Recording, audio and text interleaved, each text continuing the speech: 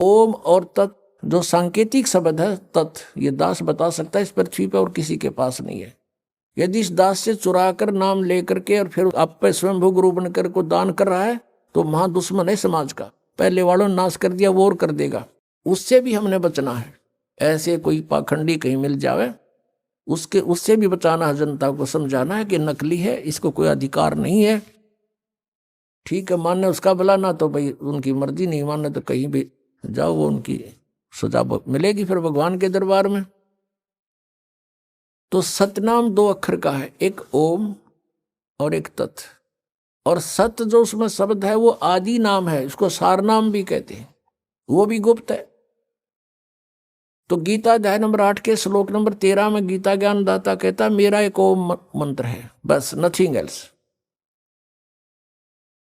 मुझ ब्रह्म का केवल एक ओम मंत्र है। और जो इस ओम का जाप करता है इस ओम से मिलने वाली परम गति को प्राप्त होता है, वो ब्रह्मलोक है। ओम का साधक ब्रह्मलोक हो जाता है और वहां से भी पुनर्वृत्ति में आता है, जन्म मृत्यु होती है। और तत् ये सांकेतिक है।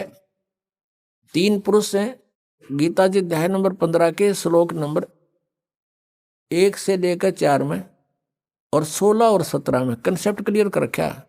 संसार रूपी वृक्ष की संकेत दिया है, लेकिन कबीर परमेश्वर जी ने, क्योंकि तत्वदर्शी संत रूप में आए थे मालिक, उन्होंने उसका विस्तृत जानकारी दी है। और गीता जी अध्याय नंबर 15 के श्लोक नंबर 1 में यही कहा है कि जो संसार रूपी वृक्ष के सभी विभागों को जानता है, स वेदवित,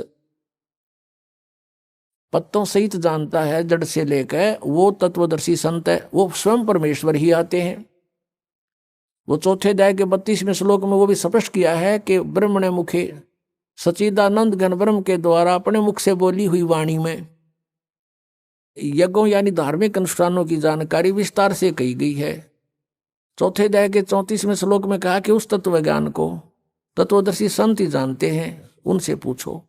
अब एक तो परमात्मा स्वयं आकर बोल कर गए तत्वदर्शी संत के रूप में, वह तो ब्रह्मणे मुखे होगी, परमात्मा की बोली हुई वाणी, कबीर वाणी।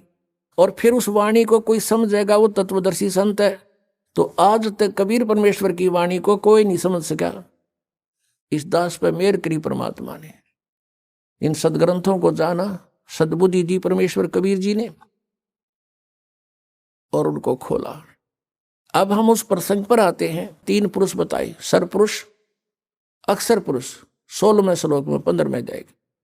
फिर ये इनके विषय में बताया कि ये भी नाशवान, इनके अंतर्गत जितने प्राणी इनके लोक में वो भी नाशवान, केवल जीव आत्मा किससे की नहीं मरती, वो तो गधे की भी ना मरती। फिर 17वें श्लोक में 15वें अध्याय में कहा है कि उत्तम पुरुष तो अन्य है। वो उत्तम पुरुष तो कोई और है, इन दोनों से न्यारा है, और वही परमात्मा कहलाता है। और वही लोकतरम अविषय विवर्ती अवय ईश्वर है। वो तीनों लोकों में प्रवेश करके सबका धारण पोषण करता है, वो है अविनाशी भगवान। तो ये 3 मंडल हैं, 3 लोक हैं। एक तो 3 लोक इस काल ने नकल करे रखी है सतलोक की, इसने अपने एक ब्रह्मांड में भी अलग अलग लोक बना रखे हैं, जैसे पृथ्वी लोक, पाताल लोक और ऊपर स्वर्ग लोक। ये भी 3 लोक कहलाते हैं। और ये 3 लोक अलग है, एक तो ब्रह्म का लोक सरपुरुष का, और एक अक्षर पुरुष का लोक। ब्रह्म का जो सरपुरुष का कितना क्षेत्र है, 21 ब्रह्मांड है इसके लोक में, और अक्षर पुरुष के 7 संख ब्रह्मांड है, वो उस अक्षर पुरुष का लोक।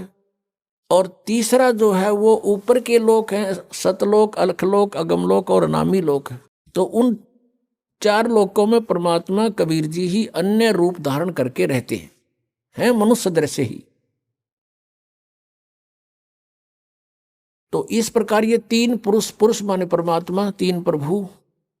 तो सरपुरुष का ये ओम मंत्र है जिसको ब्रह्म कहते हैं।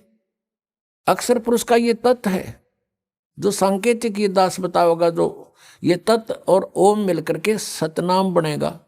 तो ओम के मंत्र की कमाई हमें